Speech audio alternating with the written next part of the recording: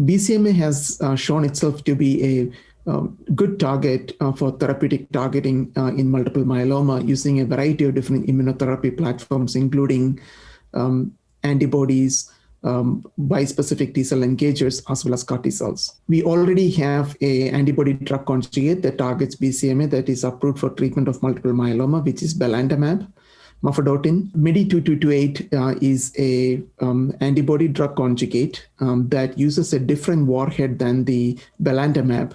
It uses a pyrrolobenzodiazepine or a PBD warhead that can be cytotoxic. So it is linked to a BCMA targeting IgG molecule, which is taken up by the myeloma cell. And in the lysosomes, the PBD warhead is released, which then leads to DNA intercalation and cell death. We did the first in-human study of MEDI2228.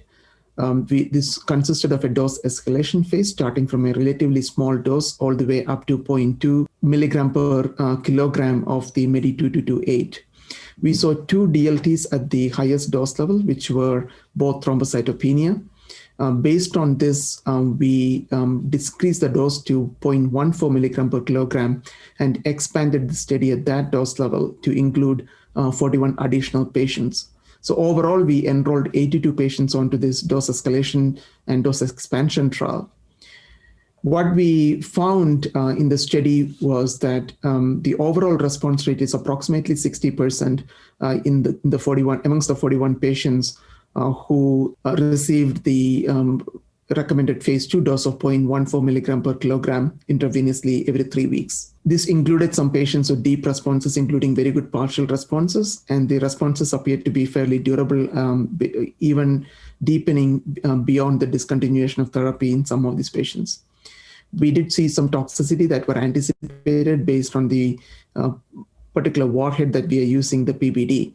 And this included some elevation in the liver enzymes, pleural effusion, and thrombocytopenia. In addition, we also saw photophobia, which was an adverse event that has not previously been described in the setting of this particular warhead. We don't understand fully the mechanisms behind the photophobia. It is completely reversible with the discontinuation or holding the drug. So overall, the pharmacokinetic studies also showed that there's a dose-dependent increase in the levels of the drug.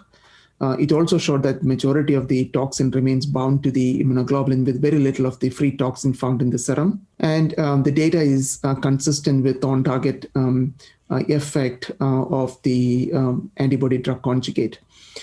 Clearly, ongoing work is looking at different dose schedules to see if we can mitigate the ophthalmologic side effects of this drug.